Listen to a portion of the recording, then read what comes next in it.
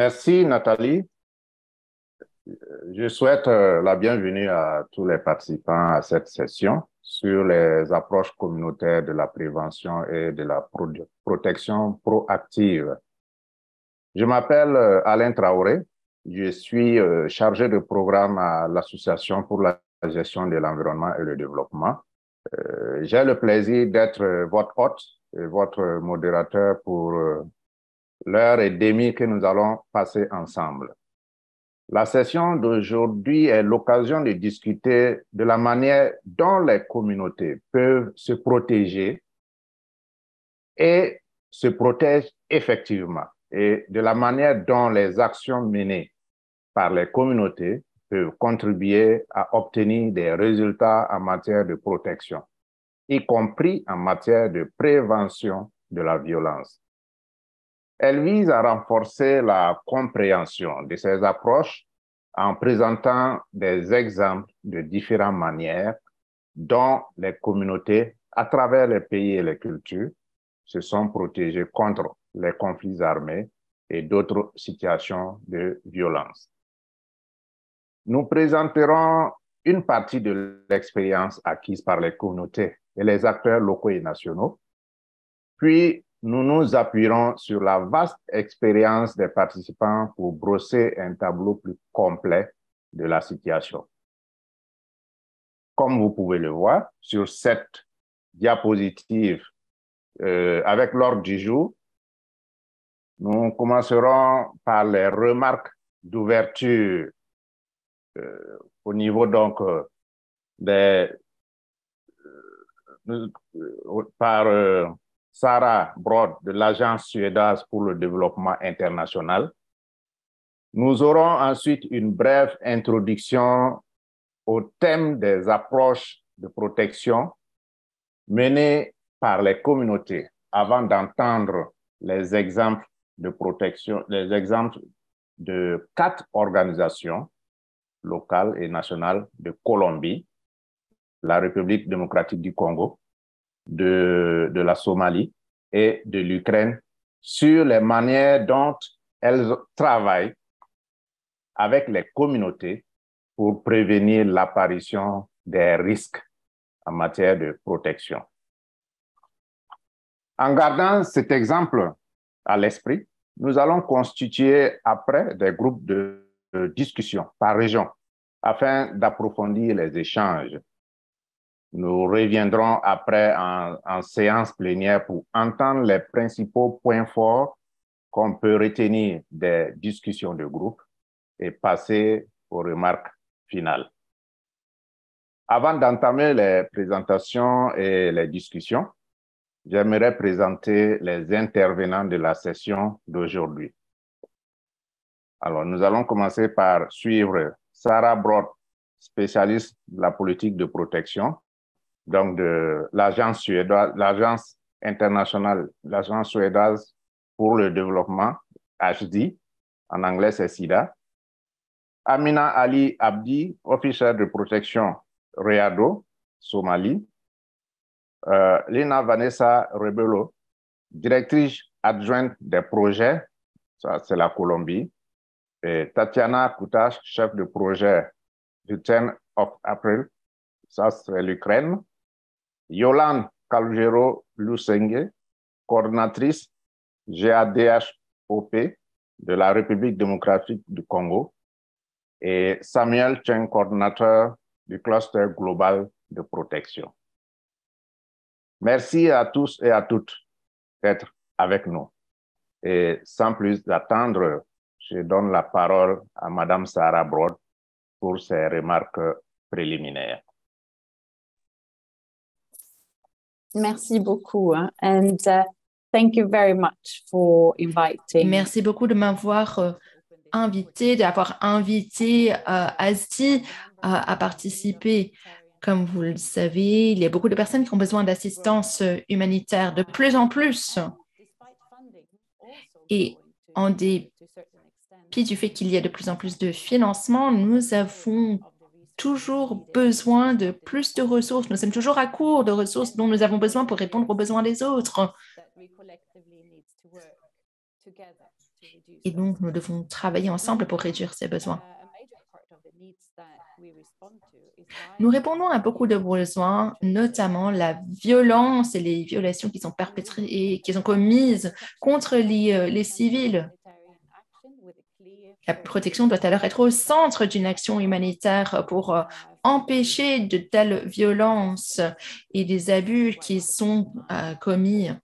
Et en même temps, nous devons fournir une réponse de qualité à ceux qui ont été affectés par la violence et qui ont besoin de ces services. Et pour assurer que la protection soit au cœur de l'action humanitaire et qu'il y ait des efforts collectifs pour réaliser nos objectifs de protection, c'est-à-dire la réduction de protection des risques de protection. Nous avons besoin de plus de leadership humanitaire, un plus grand travail de plaidoyer sur les questions de protection, tel qui a été recommandé en 2022 par la révision indépendante de la politique de protection IASC. Étant donné la complexité des risques en matière de protection, il est aussi important de noter que les acteurs humanitaires ne peuvent pas agir seuls. Et en Suède, nous avons une approche de connexion. Nous devons encourager plus de coordination et des projets de renforcement de paix par la communauté, par exemple. Et nous pensons que nous devons aussi être plus inclusifs en matière de protection humanitaire. Mais il y a des millions de personnes qui sont menacées par le conflit et donc la capacité des acteurs humanitaires à les protéger est insuffisante. Il n'y a simplement pas assez de capacité dans les mécanismes existants pour améliorer la sûreté et la sécurité de ces personnes. Sinon, il y a un manque d'accès pour ceux qui ont besoin de protection et donc ils sont encore plus vulnérables. C'est encore plus important de réfléchir à d'autres manières de renforcer la protection de ces personnes en travaillant avec des acteurs locaux ainsi que les communautés en soi. Et aujourd'hui, nous allons mettre en exergue la protection dirigée par les communautés et des initiatives mises en œuvre par les acteurs locaux et nationaux, ainsi que par les communautés pour réduire ces risques. Nous devons apprendre comment mieux soutenir de telles initiatives et en adoptant une approche vraiment inclusive qui met la population au centre de l'approche qui est dirigée par la communauté. C'est vraiment essentiel pour SIDA et nos partenaires. C'est aussi primordial de développer, de renforcer les capacités, des méthodes et des outils pour renforcer la capacité du système à réaliser les objectifs que nous souhaitons en matière du risque de violence et de violation. Aussi, le travail humanitaire, le travail des acteurs humanitaires et de protection souvent reste invisible à cause des défis, pour la difficulté à montrer les réussites dans ce travail de prévention. Il est donc une priorité pour nous. Et donc, une priorité pour nous de construire une base de fait avec des partenaires tels que NRC et Oxfam. Et aujourd'hui, l'aide humanitaire met en exergue la livraison de biens et de services. Et si nous devons réduire le risque de violence et de conflit, nous devons nous pencher sur ce que nous pouvons faire davantage pour empêcher cette violence avant qu'elle ait lieu. Donc, nous devons être plus proactifs dans notre travail avec les populations affectées. Nous pouvons poser des questions à nos partenaires, nos donateurs, nous devons avoir un dialogue ouvert et nous devons faire davantage pour ceux qui sont protégés et moins penser au nombre de personnes qui ont accès à nos services. SIDA, là où je travaille, évalue comment nous pouvons soutenir les acteurs locaux et nationaux plus directement, pas simplement par le financement, mais aussi par un grand engagement. Et au niveau de la prise de décision à tous les niveaux, Les interventions locales sont essentielles pour le travail de prévention et la protection proactive, y compris en travaillant pour réduire les menaces et les vulnérabilités. Et nous pouvons aussi augmenter la capacité des plus vulnérables. Et bien sûr, finalement, nous avons un grand engagement pour un financement flexible, multiannuel pour soutenir l'engagement, le renforcement de relations et la confiance de façon durable. Et aussi pour avoir un bon accès et pour répondre aux besoins. Je m'arrêterai là, mais je veux dire que je me félicite de l'occasion d'avoir un engagement avec vous tous aujourd'hui et de tirer plus d'enseignements à propos de ce qui fonctionne, qui pourrait alimenter le travail de SIDA. d'ASDI, pardon.